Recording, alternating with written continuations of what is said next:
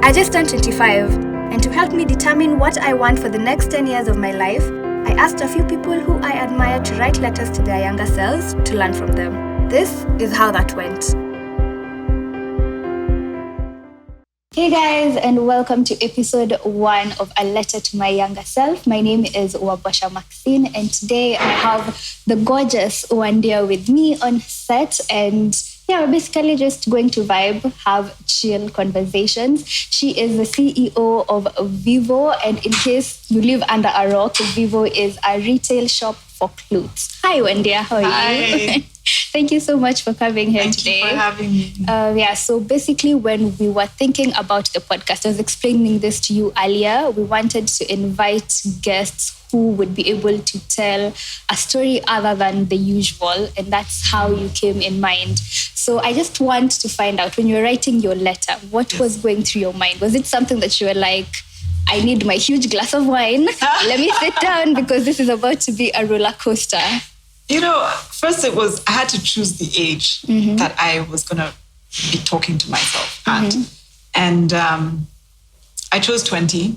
And then I think I spent quite a lot of time just trying to remember, who was I? You know, what was happening? What was going on in my life? What was on my mind? What was worrying me? What was exciting me?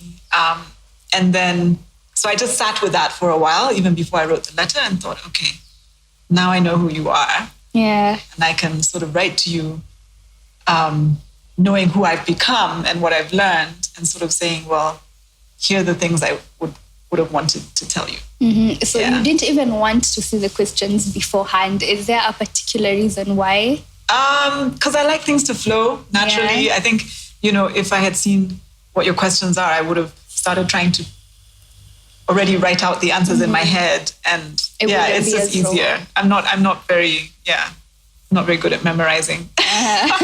Okay, so I just wanted it to be natural and be surprised, you know, and genuinely surprised if I'm going to be. Okay, I think now you can go ahead and read the letter to us. All right. So this is me writing to my 20-year-old self. Dear 20-year-old Wandia, congratulations on your graduation.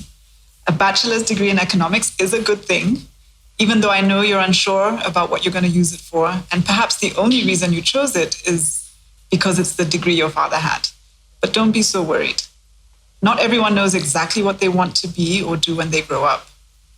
But trust me when I tell you that even though you'll jump a lot between jobs and wear many hats, you will have a full and incredible life with lots of amazing experiences and stories to tell.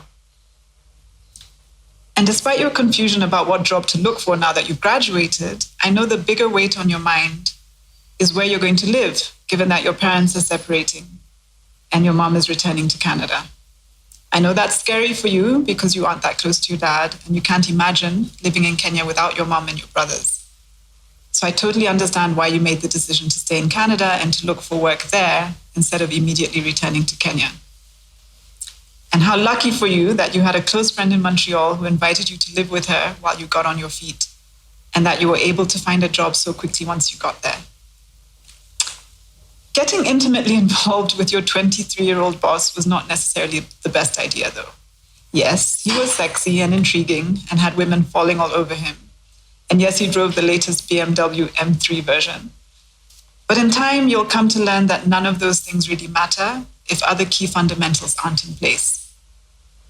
And when you went through the very painful process of terminating a pregnancy without his support, and later when he got violent, to the point where you had to involve the police, you paid a big price for that decision.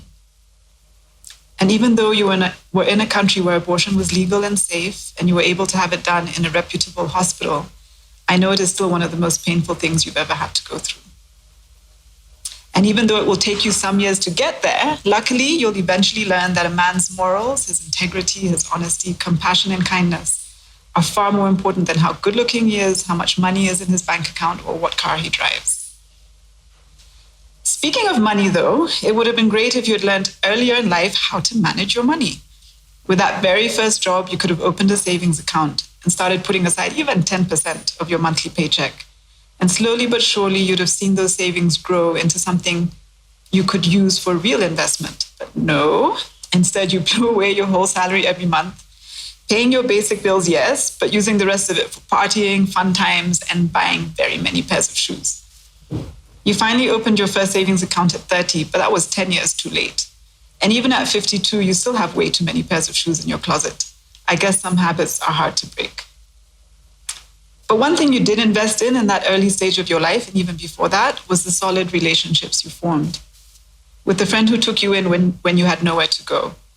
With the friends who rented a van to come and pack up your apartment in the middle of the night and rescue you from that violent relationship. With the friend who came to pick you up from hospital after the abortion. And yes, even the friends you would party with and who would come shoe shopping with you. So I'm extremely proud to tell you that those same friendships are still strong and intact. And in the 30 plus years since you were 20, you and your friends and family have seen each other through thick and thin, through laughter and tears. You have watched each other fall and helped each other get back up again. Your close family and friends have been your rock, and it is something you have never taken for granted. It has been said that the quality of your life ultimately depends on the quality of your relationships. And in that area, you invested well, young Wandia. You invested very well. Wow. I feel like your letter really took us through a whole journey, a lot of emotions. And I feel like I particularly resonate with your letter because it sounds like we were around the same age when the person you were speaking to. Yeah. So I just want to find out why 20-year-old Wandia? Is it an age where you feel like a lot of things happened that shaped who you are today? Yeah, I mean, it was a year that I could identify specific things. Like if I thought 19, I don't know that I'd have had, the same incidences or dilemmas facing me, know. It was a time when I needed to make big choices, where to live, what to do, whether to come back to Kenya or stay in Canada. Yeah. So it was a decision-making year. Before we continue, I'd like to say a big, big thank you for all the support that you have shown myself and this podcast so far. If you'd like to support this podcast even more, you can do so by purchasing one of your favorite A Letter to My Younger Self merch. We have journals, and these journals have quotes as well as thought-provoking questions that will be able to guide you in your own personal journey. We also have mugs, bags, webcam covers, and a lot more. Now back to the podcast. And I've read a lot of your interviews, and I don't think I've had most of this information before. So why did you decide to share it now?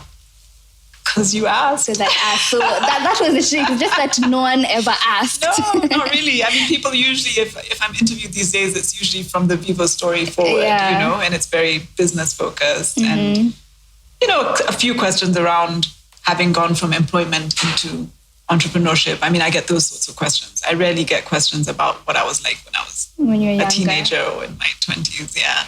And so tell me a bit about your family growing up. How many kids were you? Okay. So I have 3 brothers, one older and 2 younger. I come from a mixed race family. My mother's Canadian and my father's Kenyan.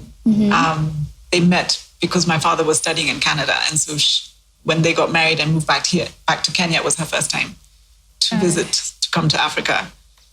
So I think, I've never thought that necessarily has made me a different person, but obviously you're influenced by who your parents are. Yeah. My mother, by virtue of being a woman who would marry across race in the 1960s, was already quite a liberal person. She's very free-spirited. She's open-minded. She raised us in a very free kind of space. And it was only when I was much older and I realized, you mean other people that are told, what to think, how to behave. I mean, my mother was sort of like, just be yourself, So is this the same way you're raising your kids? Nah, I don't. My kids are going to watch this and they're going to hear a few things they haven't heard before. So I'm going to have to, figure out how to handle that. But they would say that I'm much too finicky and they accuse me of being a bit of a perfectionist and don't wear that. You have to, whatever. So I'm trying really hard to allow them to be themselves more. You can catch all the other episodes by visiting the website listed in the description bar. There, you will find my conversations with my other guests. Each guest shares a letter to their younger self, why those moments were impactful in their lives, the lessons they learned, and the vision they have for their future self. Click the link in the description bar to support this podcast and watch season 1 of A Letter to My Younger Self.